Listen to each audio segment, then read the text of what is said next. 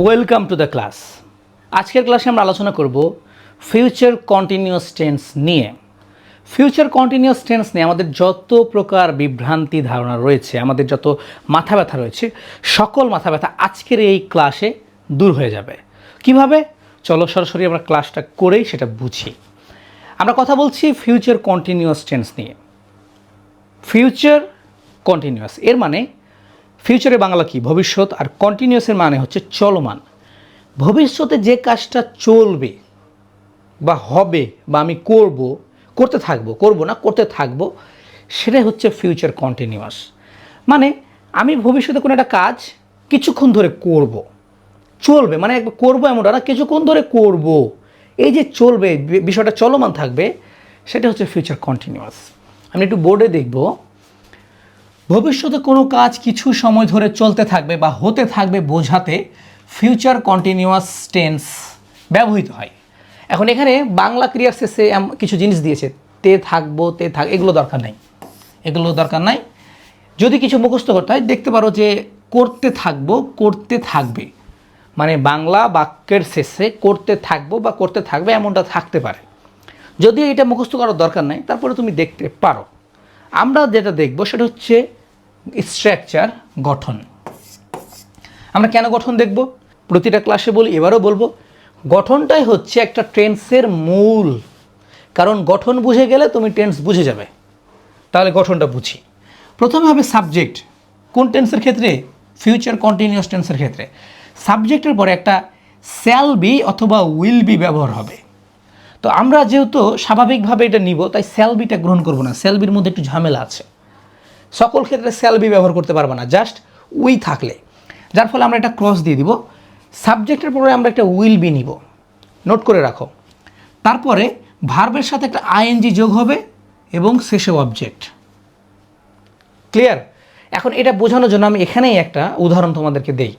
যেমন বাংলা বলতে পারি যে আমি হাঁটতে থাকবো। আমি কি করব? হাঁটতে থাকবো। ওকে, তাহলে আমি লিখি যে আমি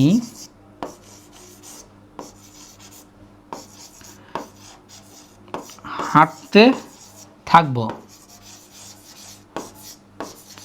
আমার লিখে একটু খারাপ, এই জন্য দুঃখিত, তবে আমি বোঝানোর জন্য বলছি। সো আমি হাঁটতে থাকবো, এই যে আমি হাঁটতে থাকবো, এটা কি হবে? দেখো আমির কি আছে? আই। এখন সাবজেক্টের পরে দেখো একটা উইল বি ব্যবহার করতে বলেছে। উইল বি বসাই দিলাম। ওকে, তারপর কি? হাঁটতে থাকবো। এখন হাঁটার ইংরেজি কি? ওয়াক। লিখলাম ওয়াক। কিন্তু এইটা ভার্বের সাথে একটা আইএনজি যোগ করতে বলেছে, কারণ যেহেতু এটা চলমান কন্টিনিউয়াস, তাই হাঁটতে থাকবো এই ওয়াকের সাথে আইএনজি যোগ করে এটাকে ওয়াকিং বানাবো। জাস্ট এখানেই কাজ, এই আইএনজি যোগ করার কাজ, জাস্ট এতটুকুই। এইটা আমি জাস্ট নর্মালভাবে বোঝানোর জন্য তোমাদের কাছে তুলে ধরলাম। আমরা আরও গভীরভাবে বুঝবো এখান থেকে। ওকে, আমরা ভালোভাবে এক্সাম্পল দেখব।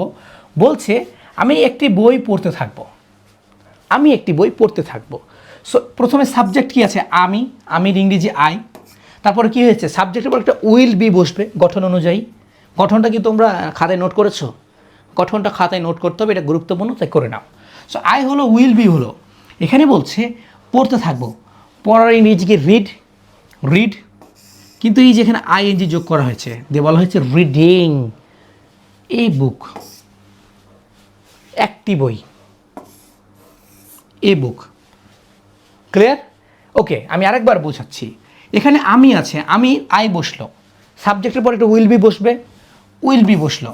তারপরে ভার্বের সাথে আইএনজি যোগ হবে। এই যে ভার্ব হচ্ছে রিড, তারপরে আইএনজি যোগ হলো, রিডিং করা হলো। তারপরে বাংলা যেটা আছে তার ইংরেজিটা বসে যাবে। আরেকটা উদাহরণ দেখি। তারা মাঠে ফুটবল খেলতে থাকবে। তারার ইংরেজি কি? দেই বসলো। তারপরে সাবজেক্টের পরে একটা কি বসবে? উইল বি বসলো। তারপরে কি? ভার্বের সাথে একটা আইএনজি যোগ হবে, প্লে। এই যে এখানে দেখো, খেলতে থাকবো, খেলার ইংরেজি কি? প্লে। এখানে হচ্ছে প্লে। তারপরে এই যে আইএনজি যোগ করেছে, এটাকে প্লেইং করেছে, মানে খেলতে থাকবে। বুঝতে পেরেছো? আইএনজি যোগ করলো, প্লেইং হলো। এরপরে কি?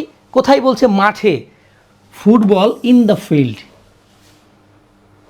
বুঝতে অসুবিধা হলো? খুবই সহজ। আমরা আরেকটা উদাহরণ দেখব, বলছে আমরা তোমার জন্য অপেক্ষা করতে থাকবো। আরও সহজ, আমরা এর ইংরেজি কি? এটা আমরা কিন্তু সাবজেক্ট, উই, সাবজেক্টের পরে কি হবে? উইল বি হবে, উইল বি বসলো, তারপরে কি ভার্বের সাথে আইএনজি যোগ হবে।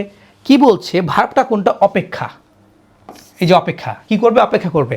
অপেক্ষার ইংরেজি হচ্ছে ওয়েট, WAIT, ওয়েট, ওয়েট। কিন্তু এখানে আইএনজি যোগ করা হয়েছে, গঠন অনুযায়ী ভার্বের সাথে আইএনজি যোগ হবে এটাকে চলমান করার জন্য। Waiting for you, we will be waiting for you, আমরা তোমার জন্য অপেক্ষা করতে থাকবো।